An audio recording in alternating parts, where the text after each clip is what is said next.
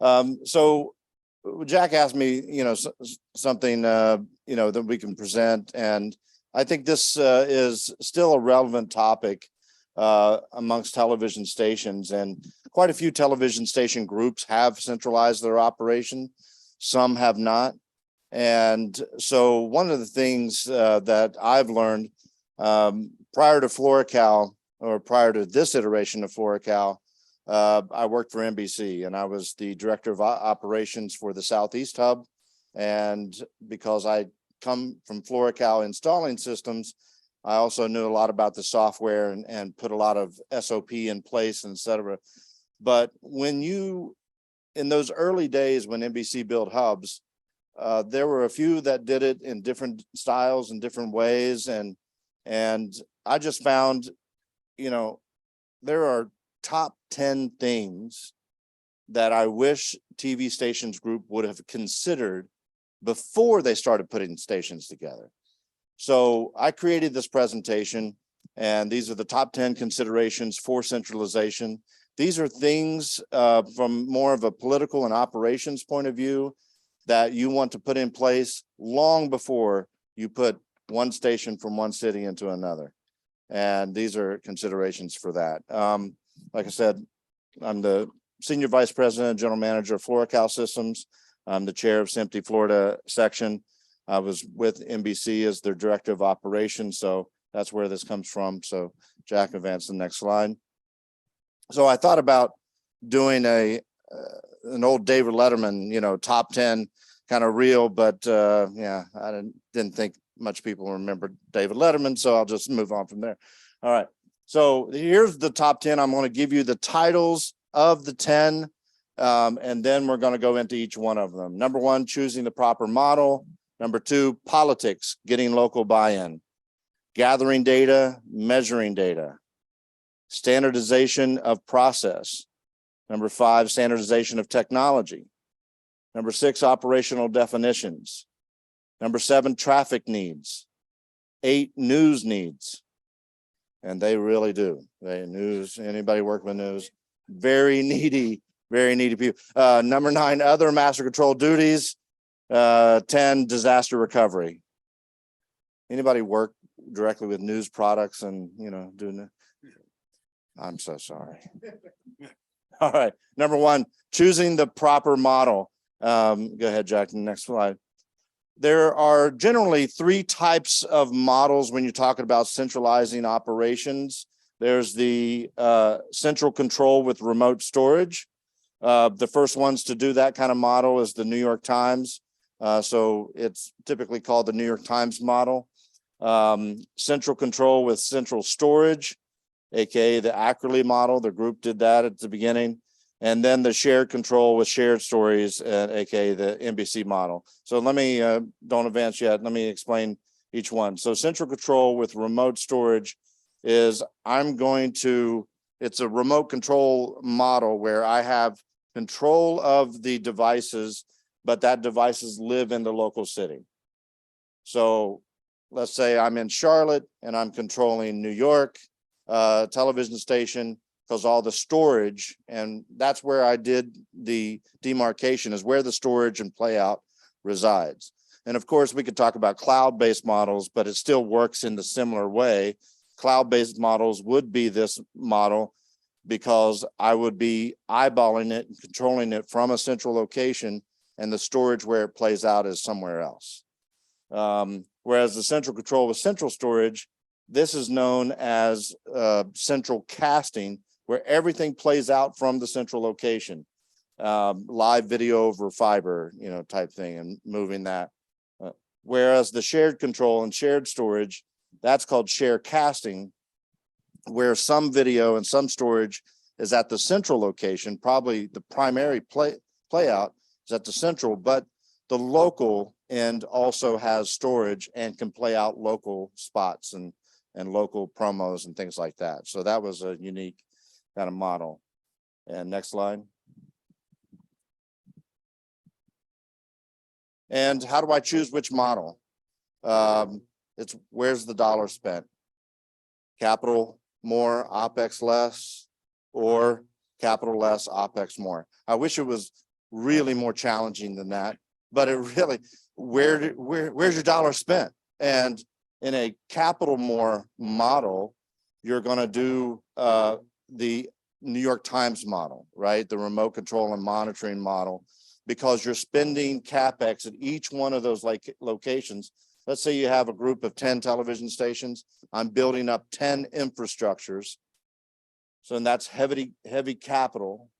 And then OpEx is a little less because I'm just controlling. So my data connection to each one of those locations is fairly small. I don't need as much data just to be able to remote control and monitor those things. Whereas pure central cap.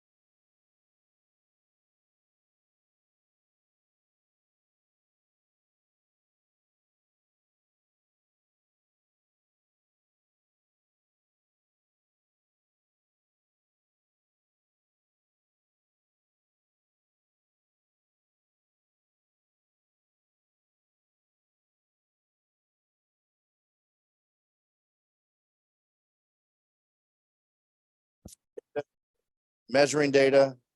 You know, when I was with NBC, we had this thing called Six Sigma.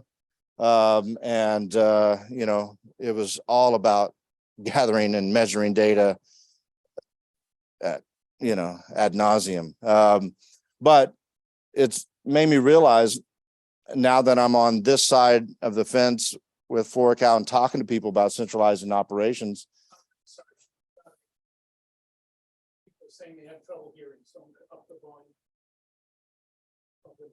If they just put their finger like this and turn that up, it'll probably do my Is that any better, just people? before it whistles. And I'm just playing. I bet they heard that though. Much better, Jack. It's much better. Sure it is. One of the first things you have to figure out, these are, you know, common things across your organization, and discrepancy database reporting. Because when you take this little dark, weird room of people called master control, where general managers don't even walk into that room, Salespeople are absolutely afraid of it. They walk a little faster between the kitchen and master control, back to their offices, and just really weird people work in master control. One time I was in, listen, I was the master control operator, so I could say that, I come from experience. I was in a station in Australia, in Rockhampton, Queensland, and the guy literally dressed up in a Star Trek uniform, came to work that way. And I thought, yeah, why not? Why not? You're not going to see an on-air personality doing that, right? But a master control operator, yep. The scary part is nobody noticed. No, yeah. Well, it's kind of like what was the George Carlin routine is the weirdest guy in the office. You come in and you bring him a Snickers bar every day and just be consistent. So when he comes in finally and shoots up the place, he stops by your cubicle, thanks for the Snickers, and moves on. That's kind of the master control. Be nice to these people. They're the most likely to go postal. I'm sorry. I'm here all week. Discrepancy database system. Because when you pull this dark room out into the light and you start publicizing that you're broadcasting or centralizing your operations, things that happen at your stations on a weekly, daily basis, general managers are shocked that they're happening under the hub. So for example, like you will have like a outage or a spot didn't play or something like that. The general manager inevitably will say, this never happened when I had my own master control. So if you have no solid database where things are being reported prior to hubbing, then I have no metrics to pull back from. I only have feelings. I love feelings, but they're not a good measurement data point. So that's one of the first things I say. The sales processes. Are the salespeople coming into the master control? Like in the old days, they would literally walk in like either with a 1-inch reel or a beta tape that they got from down the street and say, this has to play in the next break. Can we run this? What? Does it even have a cart number? Is it on, no, but we got to run it. I just sold it. Like fresh off what are you out in the parking lot with the trunk open? And it was like, hey, you want some spots? I got a spot for you. It's like, is there no process? But you've got to measure these things. You got to understand what are the habits and what are the things that's happening at each one of your locations, and start to standardize those things and start to understand what they are. The third thing on the list, traffic processes. Wow, I can say lots about traffic, but what wonderful people they are. One time I was at a station in Detroit, and I was explaining to the traffic team of all the changes they need to make to their formats, because they were moving from a tape-based playout system, the old LMS system, to automation playing back from video servers. And I talked about that there's nobody pushing this button from A to B anymore, that this automation thing is doing that button pushes, and you've got to build a schedule that basically is the master control operator that's pushing those buttons. The lady is making a salad and with kitchen shears chopping up the lettuce. I don't have time to sit and make all of these things. Now, I was a young guy. I would not encourage anybody to say what I said, because it got me kicked out of the station.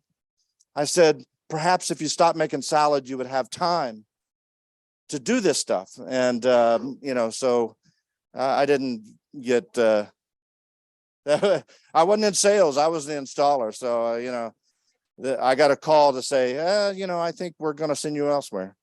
Okay. But traffic process, you got to understand what they do and so forth. And news processes, I'll get a little deeper into that, but how they do what they do and what their habits are and their relationship with master control in particular. Those are acquisition processes, how you get content, little weird things, it's like, yeah, we get everything file-based delivery, blah, blah, blah. But then you'll find this one buyer, they get it from their cousin Joey, who is in the basement with an Adobe editor that makes the local spot for them. And he just uploads it on Dropbox. And you got to figure out how you get that, content. It's not, nobody ever mentions it because the master control operators just learned to do that as their thing. So you got to understand those processes. Next thing, creative services processes. There's a reason why they call it creative, because that's how they create processes. They're just very creative at it. Anyway, on the next. All right. Now, once you've gathered the data, you've measured the data, you know what you're doing. Now we're going to standardize the processes. News and creative services. How did they do local breaking news?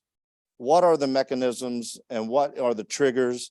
And if you centralize that operations and you have one person watching, 10, 15, 20, like for our group in FloraCal, we run all of Nexstar operations, and they have, really 4 or 5 people watching like 60 channels.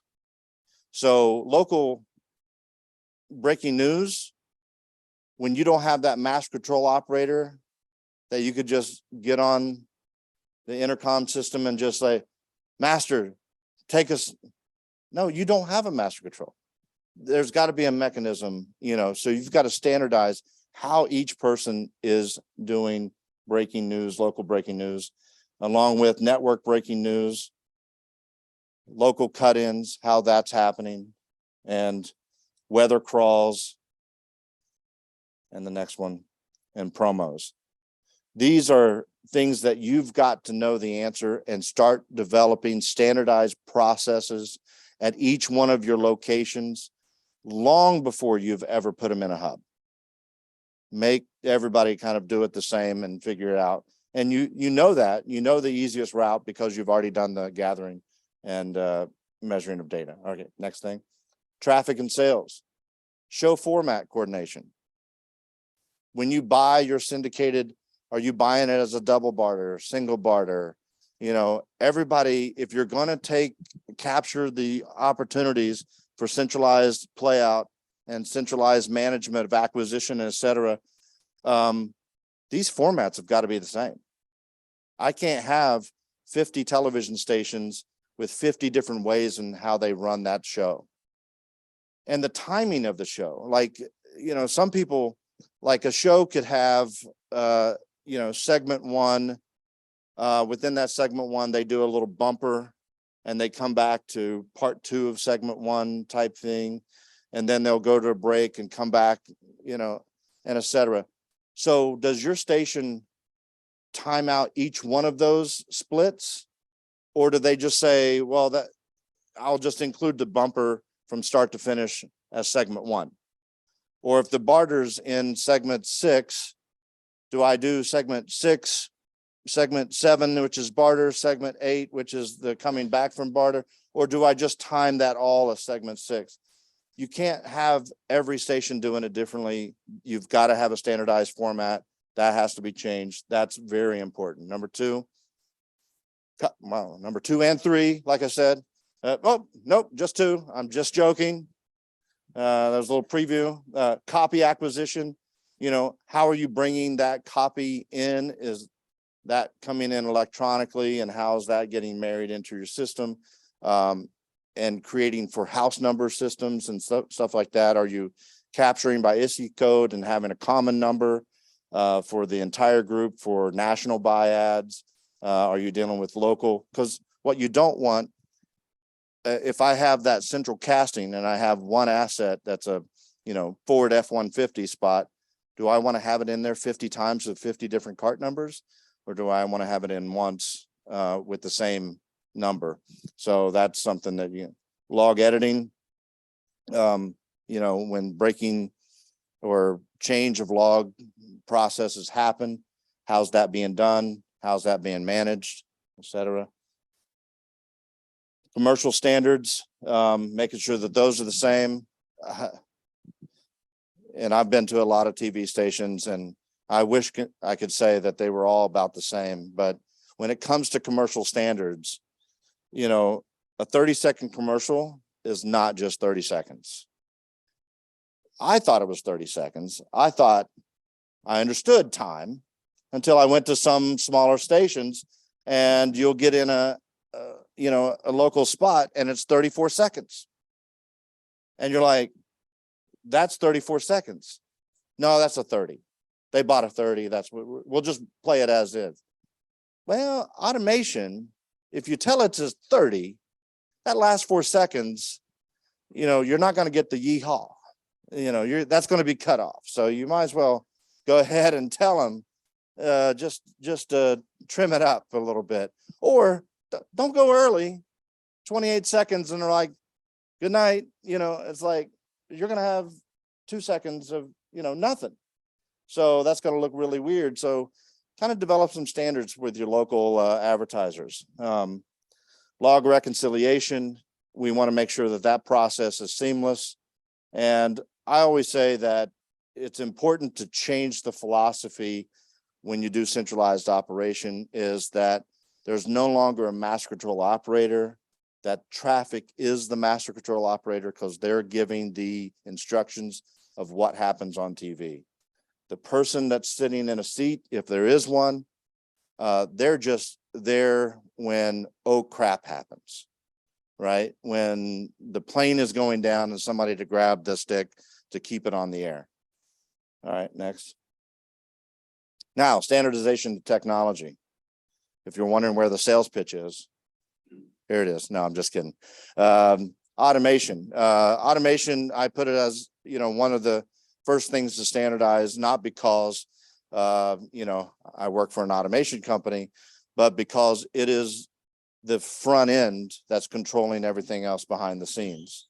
It is your playlist. It is your, screen into the rest of the world. So you don't want to have 5 or 6 different automation systems and having a guy sitting there trying to watch 5 and 6 different automation systems that work somewhat the same, but very, very different in how they accomplish it to keep yourself on the air. So this is something you need to go ahead and standardize. Again, this is before you pulled any station into a centralized, this is things you do beforehand.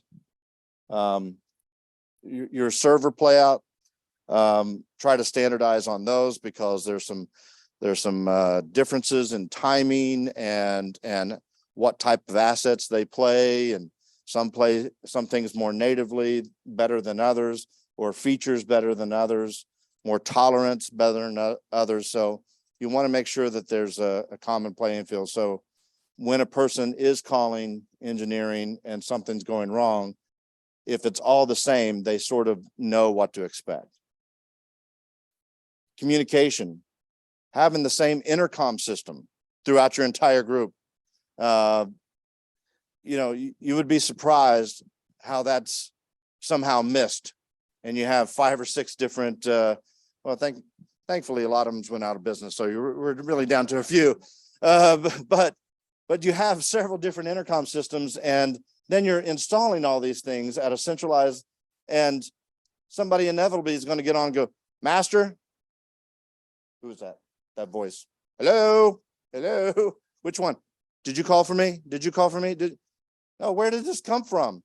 Kind of standardize some communication when you get on that intercom, and you can just talk directly to the person, identify yourself and what you want from them. And, there's no such thing as master control, so move on. Transmitter controls.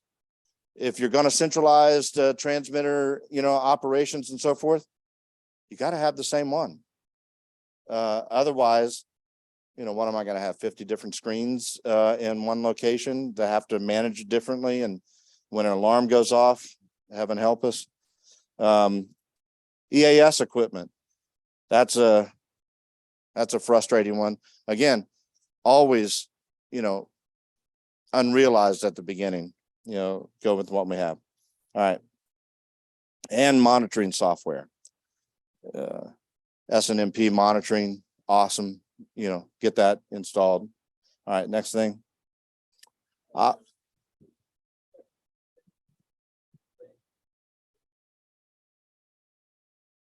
you repeat the question for those three? Yes, I talked about technology, and I didn't mention the difference between in HD, the 1920 versus what, 1080, 1280. You know, the playout part of it is less relevant, you know, because that's handled a bit downstream. And you could deal with the video standards because you have different video standards even in the same house. If you're playing an ABC and Fox and have an NBC, yeah, you'll have it in the same house. Yeah.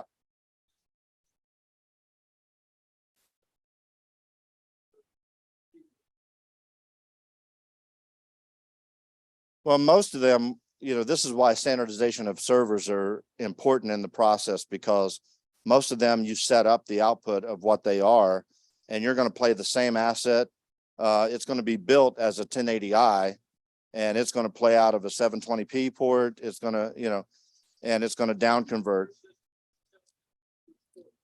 That's right. And it's up to the port and the downstream pipage to get all that straight, because that's kind of where that happens anyway. And you know, so it's less relevant from a control point of view.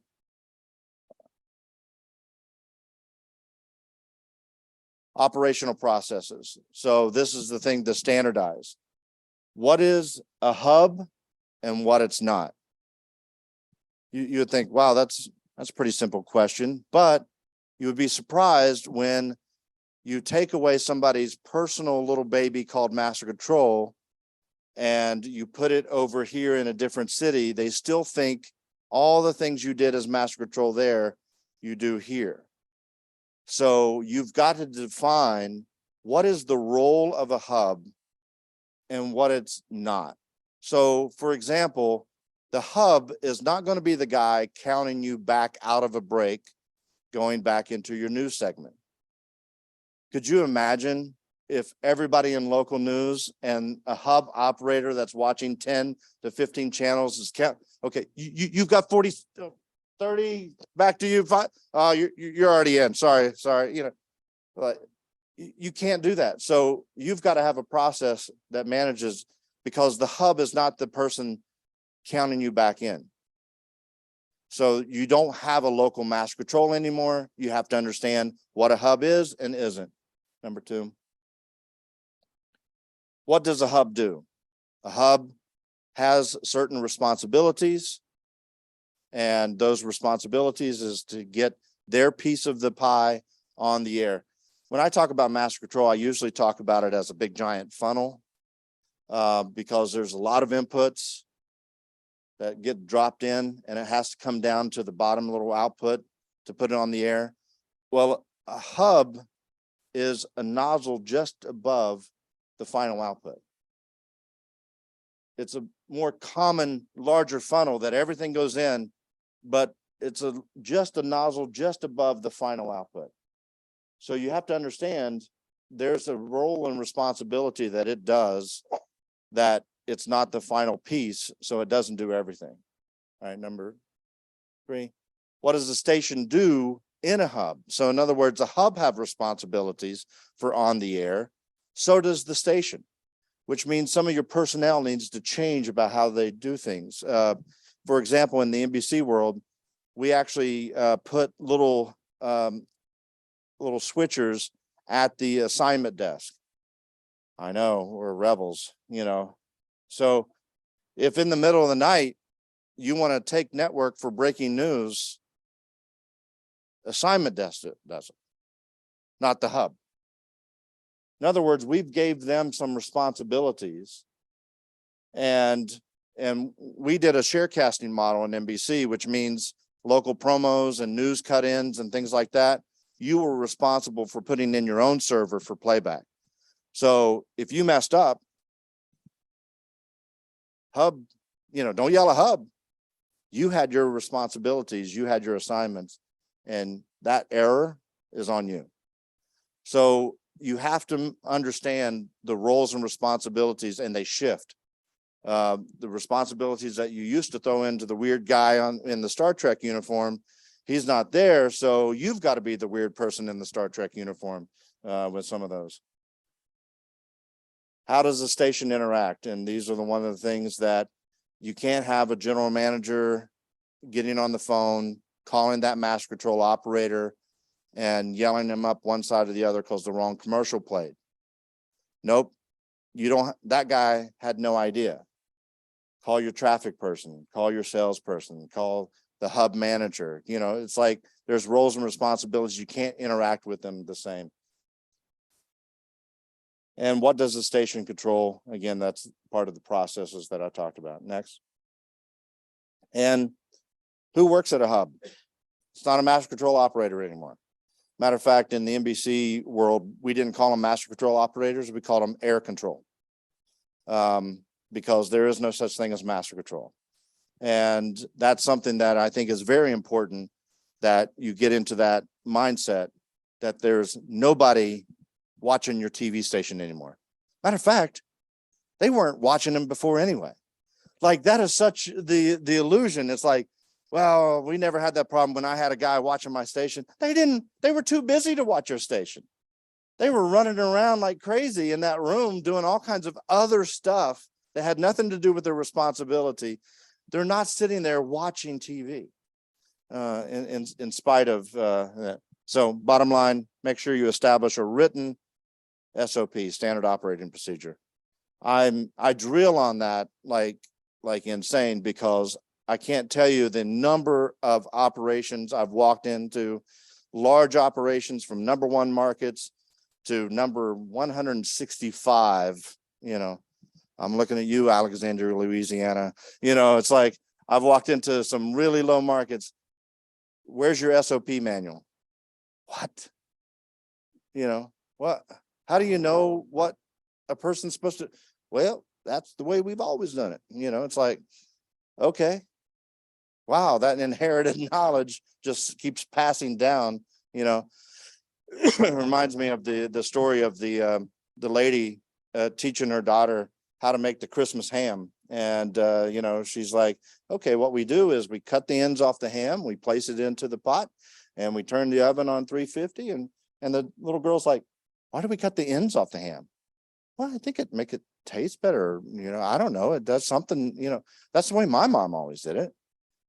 So it's like, well, let's call up grandma, so they called up grandma. Grandma, why do we cut the ends off the ham? She goes, oh, dear me, we don't cut the ends off the ham. That's because our oven was too small. And I had to cut it in so it fit, Okay. Traditions start, nobody remembers, they just keep executing it. It's horrible process. Anyway, traffic needs. How do you handle day of air changes and start managing that process? Number 2, inventory management. Inevitably, this is a pet peeve of mine. Traffic will hold on to inventory until Jesus comes. Morgan and Morgan spots.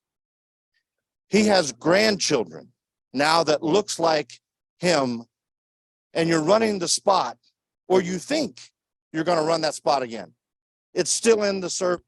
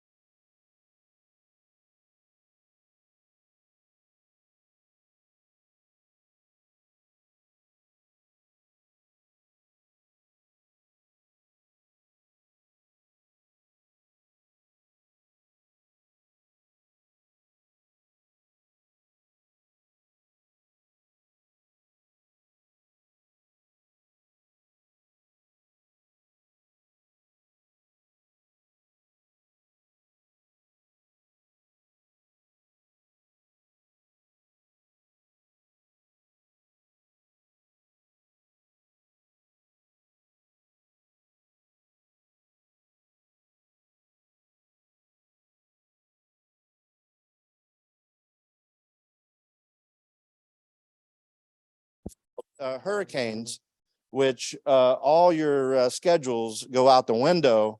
Again, it's one of those steamrollers down the street. We know that hurricane's coming 5 days, 6 days in advance, and it just keeps coming closer. And then all of a sudden we all lose our minds and go wall to wall coverage and stand by a pier somewhere and watch it fall down. Weather crawls, how that's being handled, executed, who's doing that. That needs to be a downstream process independent of a master control operator to say, you know, there's nobody just to pick up the phone and say, run a crawl for me. Nope, you run a crawl. In some of your models where the video goes far away. And I remember the meeting we had at TPD, where they had to send their local shows to Syracuse to play them out. Mm. They're sitting looking at a squeeze back with a crawl across the top. You can do that with all the local county names and everything else. Seems crazy. Yeah, well, I mean, realistically, again, that's one of the things that you're capturing that data from. You know, how am I executing? What do I do locally that if I move this area of responsibility to a different geographical location, how does that get handled? So your dependence on technology becomes a greater level at that point. And you've got to provide tools that you can continue to do what you need to do. So it feels local. The litmus test is the guy on the sofa, did he notice anything? You know, he shouldn't know or care whether you're broadcasting that or, you know, shoving the pipe from somewhere else or it's locally, you know, because it's still going to hit his antenna or cable, you know, whatever. You know, so that part you're going to have to depend on the technology, you know, convergence of where that stage happens to pull that data to make that happen. That's a downstream device. Tuning in live and satellite shots. Typically, what I've seen in most, yeah. Well, no, Siri, you're interrupting my meeting. Tuning in live satellite shots. The majority of places from large stations to small stations, they've kind of put that over to responsibility of the master control operator. So if that person no longer exists in it, okay, she is really causing me some trouble right now. So who's doing that and how you're doing that? Again, you're going to have to employ some technology that if the technical person was doing that because it was a very technical process, and now you're having a user level person that needs to do the same thing. Now you got to start looking at some technology that's more user friendly to be able to execute some of those things. Does that make sense? All right, next thing. Topical news promos. Who's making those? Who's creating those? How are they getting into the system? How's that being managed? And the last thing, camera controls. Who's running camera? Is that all robotics? Do you still have a guy running out on the floor? Do you have overlap of master control operators that go out and run camera on their last hour of shift and, you know, et cetera? You know, if that person's no longer there, who's doing that? Those are things to consider, et cetera.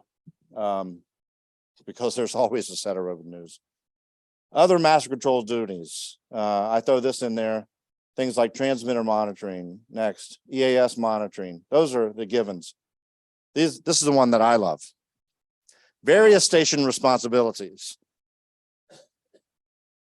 We hub the station in NBC and we hub the Telemundo stations. And so we had the Telemundo stations. About 3 months into it, I get a call from the GM, frustrated. What are they going to do? I took their person away. And their refrigerator in the break room is overflowing. Yeah? Wow. How is that my problem? Because the overnight master control operator would clean that out on a weekly basis. And now I don't have a person to do that. You do. You just don't want to do it. Yeah. Yeah. Yes. Stairs, I didn't realize they were doing that. About 3 weeks in, I was in one evening, and yeah, the pizza guy was falling from the side. Question is, Master Control used to open up the door for the pizza guy late at night. Who's going to do that now? There are so many little things that because you had a guy there 24 hours a day, that all the stuff that rolls downhill, we'll just have Mikey do it. Yeah, Mikey will do it. Mikey loves it, So when you take Mikey away, how's it get done? So that's the important part of the gathering and measuring data. A lot of times I recommend before you start doing a hub, sit a person in that just sits there and documents. By the way, they love that you just have a person sitting in a corner documenting everything they do, because they're really into conspiracy theories, most master control operators, and they love somebody just silently making notes on them. But it's really important. And then what are you doing in a disaster recovery situation? The hub is offline. What's the procedure? That's a real, in our world where we had the share casting and we did a lot of live video over fiber. My goodness, I wish they would outlaw every backhoe in Alabama, because these people had a real habit of digging up fiber lines. What are you doing on your farm? Why do you have this out there in the middle of a field? Like, hey, what's under here? Like, stop renting these things to these people. They're digging up fiber lines like crazy.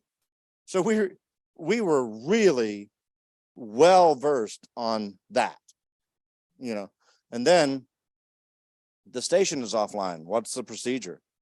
That's become a very, very real threat under virus situations where I don't have a working TV station anymore. How do I get this going? How do I make that happen? And then even in the cloud situations, I did a talk not too long ago on play out from the cloud, and you would be surprised how many major outages there are on the major public cloud offerings, from Google to Azure to AWS. There are some major outages that happen on those platforms, and 90% of them, and this was from a University of Chicago study in 2020, 90% of the outages on these major platforms was some sort of upgrade or operator error. So if all my dependency is on that platform, what's my disaster recovery? And last thing, and do you have any questions? No matter which color of questions, you can choose one and ask it. Sean, if I can jump in, one of the things you mentioned was politics, which I think is absolutely has got to be so high up there. Something that people do not recognize is companies go to centralization because it saves them money. Saving money pretty much translates to fewer people having to be there. Yeah. And fewer people having to be there means you're making a transition that's going to cost people jobs. Unfortunately, that's what happens. It's the way of the world, or else we would still be out there hand hoeing the field, planting corn or whatever. Yeah. Automation does that. So the fact that you're going to be putting people out of work or laying people off, it's a reality, and it's huge in terms of politics. The second factor I would say for politics is you go to stations, and a lot of stations have what I'll refer to as fiefdoms. That general manager, that engineer, I'm king of my world I survey. I do it my way. This is the way we've always done it. I don't want to change, and I don't like your standards because this is what I'm comfortable with. And it's something you have to win over. Yeah. So it's the politics is incredible. The politics are really interesting, and we've had a number of situations. And I'll just talk from the NBC days, and I'll give some examples there. One of the things when we were incorporating Telemundo and we were bringing them into hubs, I did a town hall meeting with the station. So I told the GM that I want them to, call in all their staff. Let's go into the, studio and let's have a town hall meeting where anybody can ask any question that they want. Because what I want to get and defuse is everybody's so ticked off that so-and-so is losing their job. I want that to be out in the open. I want everybody to hear it, and I want them to hear my answer. And my answer is always one of empathy, to share a life lesson, is that every person working has to be a constant lifelong learner. That you can't get so comfortable in what you do that you think I can start this job and retire from this job over a 30-year period. That day has been gone for decades. And it's really, a poor assumption to believe that I'm a master control operator in a small town and I'm going to be that until I decide to retire. No. What are you doing to always honing your skills? Are you learning new skills? Are you learning when computers came on the dawn of age? Did you start learning computer? Did you have a home computer and things? I mean, I went to one station and I was training them how to, to delete a spot from our system. Take the mouse, go up and hit little file and erase copy and delete. And I was going through and just making sure everybody can do it. And I get to this one guy and he was just sweating bullets. Yeah, sorry, I timed that perfectly. I gotcha. Yeah. He was just sweating bullets, and I'm just like, okay, it is kind of warm in here, but all right. I said, take the mouse and you click on file, and he picks it up like a remote and starts clicking it at the screen. I'm like, put it down, put it down and back away, put it down. Do you have a home personal computer? No, I've never touched a computer. This is the first time. No, you're kidding. I'm surprised because you're such a natural. I said, well, maybe you should take some lessons, to kind of sharpen those skills. But that's the reality, is like everybody's replaceable. No matter where you are in the organization, what position you are, you're replaceable. How can you make yourself irreplaceable? By constantly being a lifelong learner. So I wanted to share that so everybody heard it, because inevitably the room turns on poor Johnny that's losing his job. Like, yeah, Johnny, why didn't you do that? I've been telling you for years you should take a class or something. It's like, now it's all out in the open, because that's the reality of life, of any business, because it's going to evolve and it's going to change. Having a question from the people streaming. One of them is, does the FCC require someone to be on site monitoring anymore? Or if you have nobody on site, who's checking the transmitter? So yes, the FCC requires monitoring of the transmitter, but do they have to be at site? No, they have to be monitoring the activity at the transmitter. Where they monitor is not classified or determined. So we've changed that, even because we didn't, probably 20 years ago, 25 years ago, we no longer had somebody permanently at the transmitter location, right?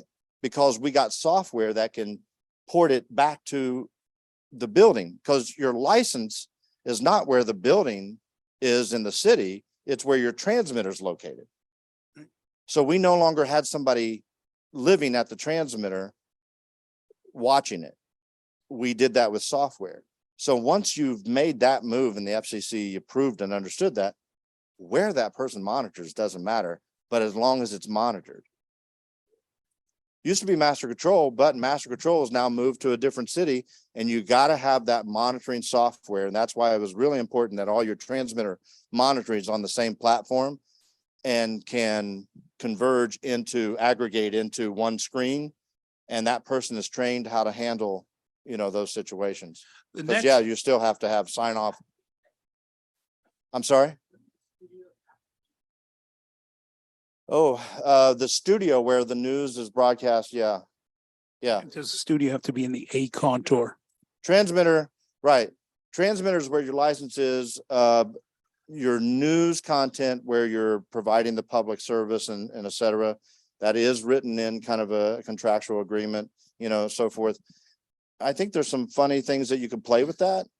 You know, and people have, groups have pushed the boundaries on that. I don't know if it's been overly effective, as far as the content, you know, because content is king and it will always be. On the same vein, I'll come back to another question somebody asked, streaming. Do you have to have actual monitoring of the off-air signal at the hub? Is that required? No, No. no. You have to make sure that the signal complies to the FCC standards, because somebody can report you. And the FCC really only acts upon reports. So if somebody reports an incident, then I need to be able to see whether or not that incident happened to address that person's concern. Because every time you're up for a license renewal, the public can, you know, make an argument against whether or not that rarely ever happens. You may have one guy that is a ham radio operator that wants to argue that every year, you know, but for the most part, that really doesn't happen anymore. Another question from the streaming group. Do you know what percentage of stations or groups are now using centralization versus having master control operator for every station? You know, I heard that 80% of all statistics are made up on the spot. 82.7. Yeah. So I'm gonna make up a statistic on the spot of how many groups. Actually, it's a lot less than what you think it is, which is kind of surprising because the reality is there's so many, you know, there's so many eyeballs and there's so many hours in a day that an eyeball can watch video.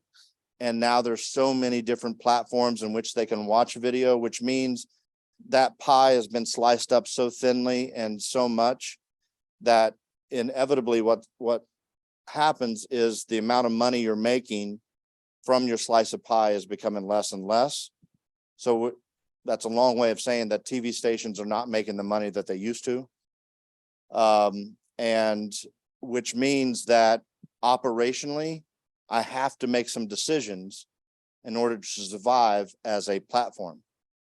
So centralization, in my opinion, is not of whether we should, it's when should. It's an inevitable evolution of technology. And if you haven't pulled the trigger on it yet, you need to have a plan because, you know, your revenue's going this way and your operating expenses going this way. Before long, you're going to hit a crossroads where it takes more to operate than what you're actually making. So you got to do something to flatline it.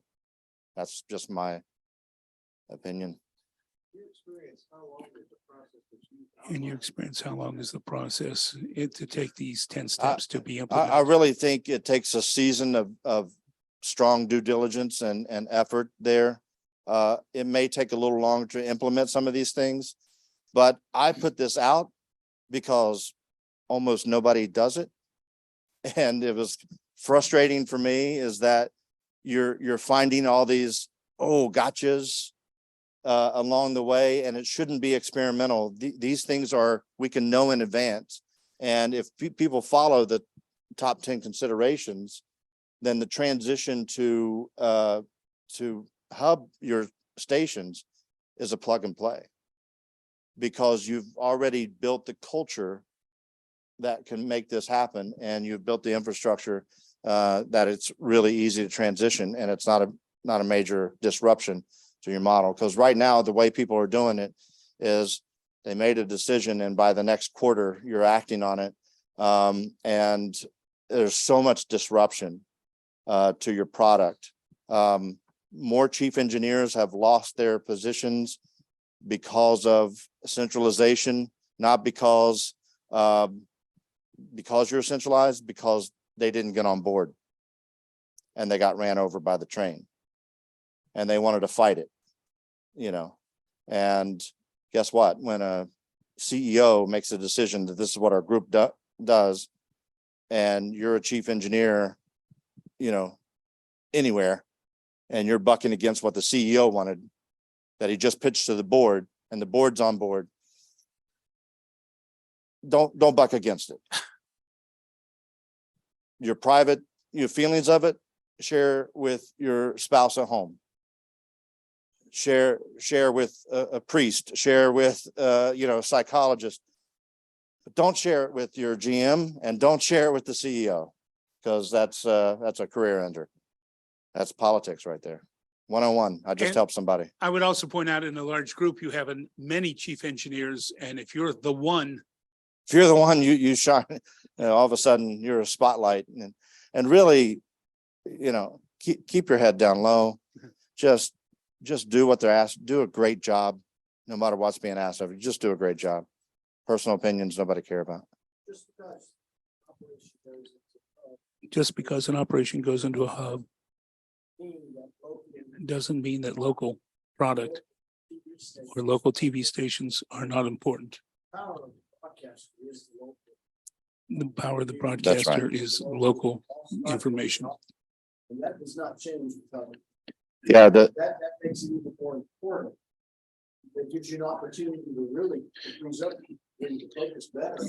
So it's better. He's saying the being local and having local information is much more important to that Yeah. local station, because that's your power. Do your local product. Yeah, the question from the audience is basically a statement of saying that just because you centralize master control and operation doesn't mean that you damage your local product, which is your news and your content. Matter of fact, it should be an opportunity to spend more resources and times and focus on what you do as a local product, to be relevant in the community, and not be distracted because that person just doesn't happen to be sitting in the room down the hall. You're still putting out broadcast material. And I would say, some of the things that's been happening as a trend, we've watched local stations stop being part of the community. They stopped doing the anchors going to read to elementary students. They stopped doing the local community heroes. And we're seeing that as a trend all across the United States, because they see these things as non-value added, and they start going down the wire of, just counting the beans and reducing this expense and that expense. And man, there is nothing more important to the community than seeing you out in the community. And, when I grew up as a kid, and I might be dating myself, but when I grew up as a kid, the local TV station, those were celebrities. And I saw them at the county fair. I saw them, doing book readings at the high schools and things like that. That was so important. And I had the opportunity to grow up and become a master control operator at that station. They were my heroes. And I think that could happen again if we start realizing we're content creators. I'm on a little soapbox, but I'm going to go ahead and preach it, because I watched this show called Good Mythical Morning on YouTube. I don't know if anybody's seen this. I'm probably, yeah, thank you. So Good Mythical Morning was a couple of guys that started out. They were in the back area suburbs of Charlotte, and they started creating this YouTube show. And now they're in LA with a huge studio, and they have other podcasts and so forth. But they download their show and they put it out on YouTube at 9 a.m. every morning, and by the end of the day it has 1 million views. But it's appointment driven television. It's a variety show. 9 a.m. every day they put it out, and 1 million people watch it every day. And what frustrates me is these people were in the backyard of a TV station, and we let them find another platform in which to show their creativity. And Reddit, instead of capturing that content creator and giving them an outlet and having that ability right there. We have creators and content creators that if we don't provide an outlet as a local television provider, they're going to find a way. I'm sorry. That was my soapbox. Now I passed the plate. Yeah. Question from the streaming group. It would seem that like more money might be spent trying to standardize equipment at the various locations than the cost of new gear to centralize. Yeah, so where are you spending the money? So if you look at it as a strategy, right? You have to, I mean, you have to add up the cost. You know, so if I buy all new gear at all of my, let's say I have 50 TV stations and I acquired all those 50 TV stations and they have all different type of equipment. So does that throw all this out the window? Or can I do some of these things? And then put as a plan, a roadmap to do other things? What are the most important that needs to be accomplished? And what stage do I start to implement? It's a phased approach. I mean, the question earlier was, does this process take 1 year or a season? And that really depends how deep you're in. You know, if you're a station group that made a bunch of acquisitions, well, is it more painful to run separate operations or spending the money, since you're gathering the capital to acquire the building anyway? You know, do you go ahead and add that into your capital acquisition of what it takes to transform them into a hub station, because there's some return on investment? Those decisions are human resources, systems, IT systems, and email. And they all collapse. That's exactly right. All of those things have to be considered within the process. And it's a part of the due diligence. Another question, wouldn't shared content and shared storage be the most favorable model for disaster recovery, particularly in the case where your lease lines go down? Sure, until the hub goes down. Yeah. Yeah, I mean, we can have a belt and suspenders approach, and then an unknown happens, right? So there's a ton of different variables. We could say, you know, it's best to have all of my content on AWS because they have, you know, that bits of data are over several different geographical, you know, server farms.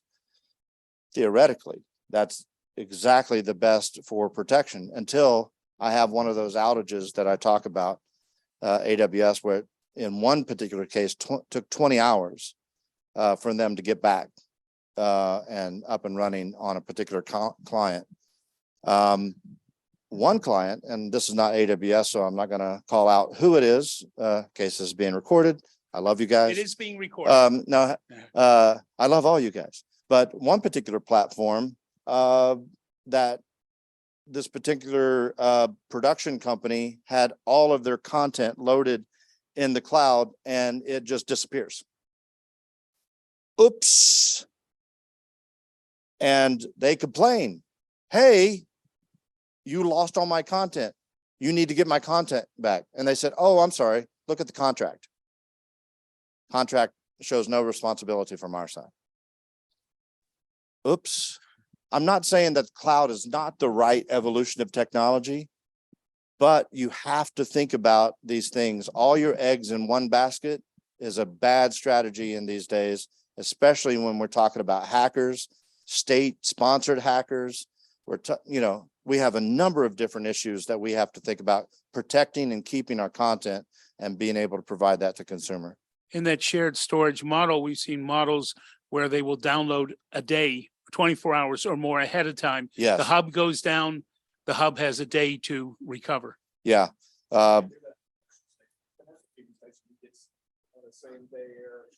He says on You commercial TV, certainly get do. same-day Commercial shows. stations that have a quick turnaround.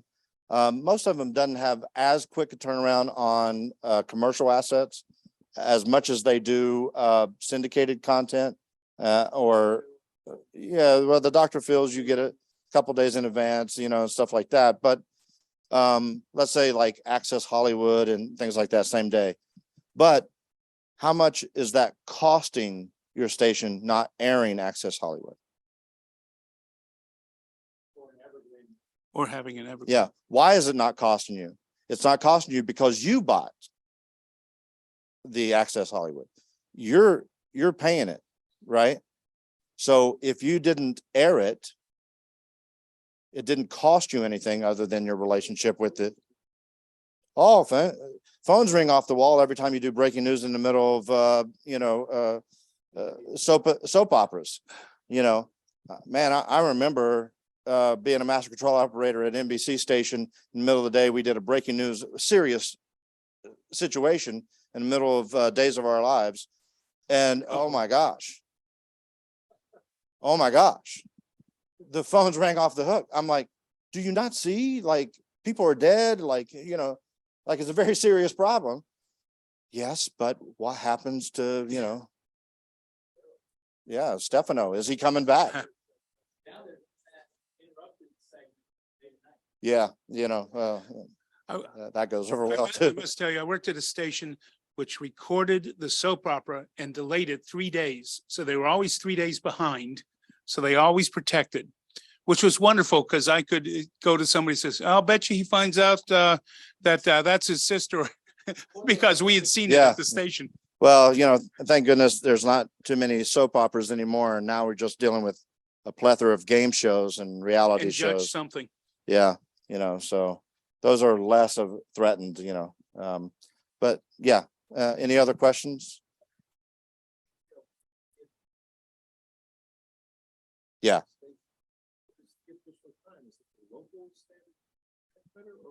If the hub's at a That's different the time local zone, one. what's the official? Matter of fact, time? one of the hubs we have, and I think we've talked about it publicly, so I think I can say it.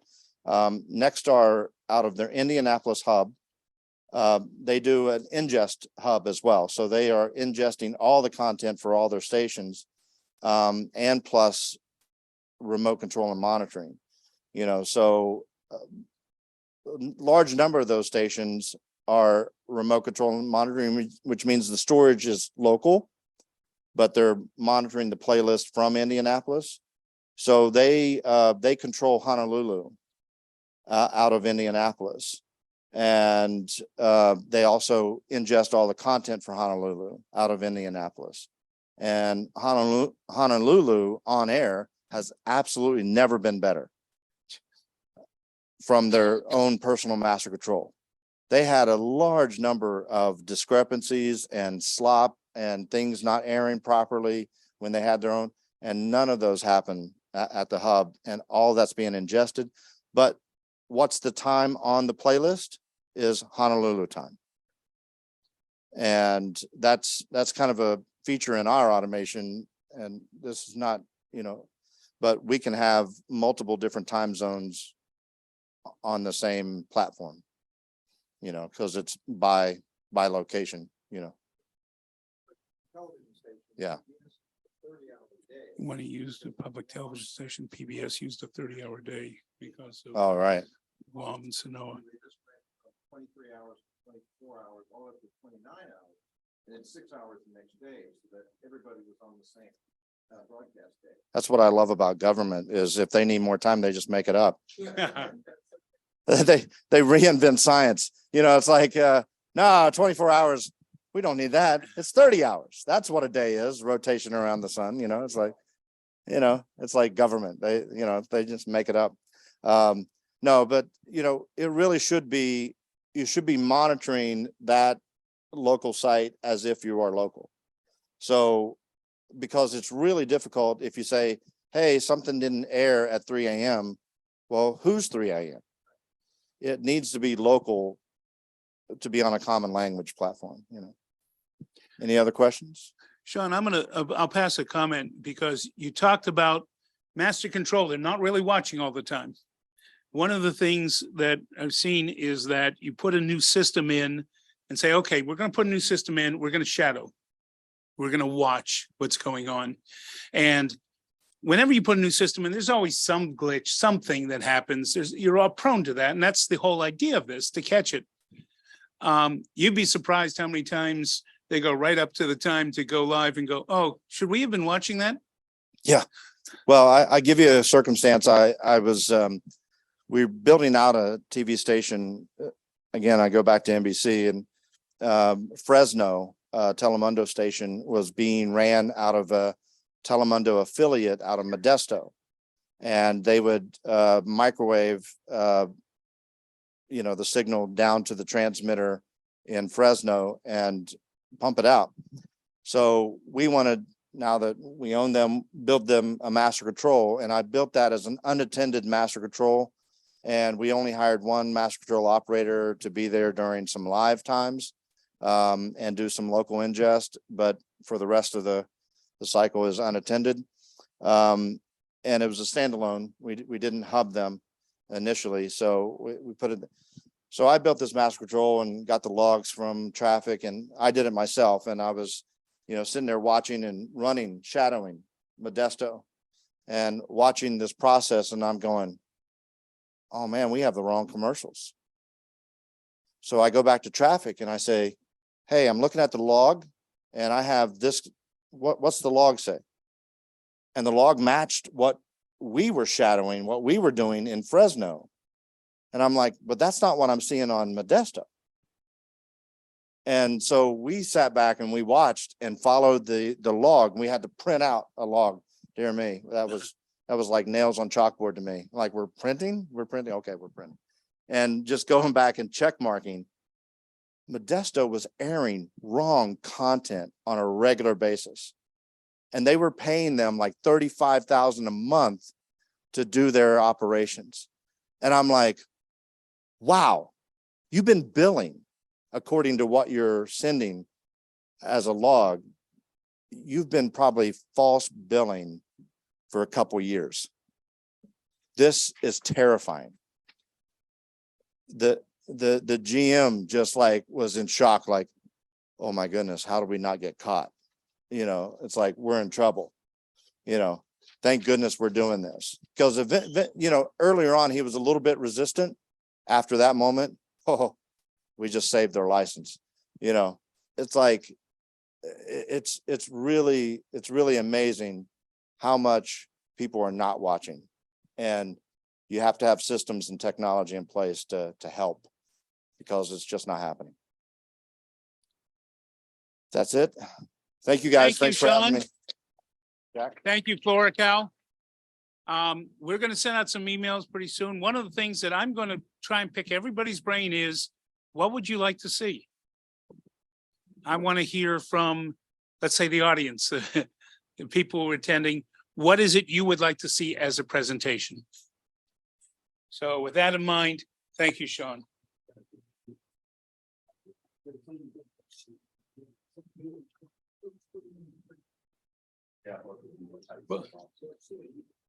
Sean, now that it's over, I will give you, remember I told you people lose jobs? Yeah. Hundreds of years ago, I wasn't around. the Dutch, well, I was, so listen. Yeah. So the Dutch had a factory to make shoes. They still brought in steam, steam power to start helping to make the shoes, to gears and pulleys and so forth, to which the workers did not like the change. They didn't want that to happen. So they would take their shoes, wooden shoes, and they would throw them into the gears to damage the equipment. The shoes are called sabots, which is the origin of the word sabotage. Wrong. I know that. I'm sorry, I didn't know. Paul, did you say something? This is Paul. Yes. Can you hear me? Yes, I can. What'd you say? What it was actually mill workers in France as power looms came in, because the French word sabot is the word sabotage. I It had was heard France. it was, but thank you. You're probably right. No problem. But it is a great old story. Well, and the other one is, there's a word you should know, which is Luddite, which was in England, where the same thing happened, and they would break the power looms from the home weavers because they lost their jobs. And Luddite, it was a guy named Ned Ludd, L-U-D-D. And Luddite is somebody who's anti-technology. I know what the word is, Luddite. I will have to look it up. Thank you, by the way, everyone. Thank you for your great questions. Take care. Take care. Bye.